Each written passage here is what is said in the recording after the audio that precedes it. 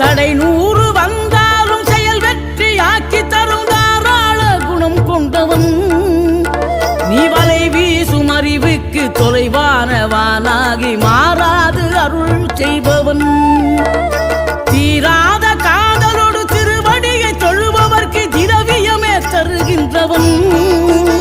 நீ தாராள உள்ளமோடு தவக்கோலம் கொண்டு பெறும் தார்மீக பொருள் தந்தவன் தார்மீக பொருள் தந்தவன்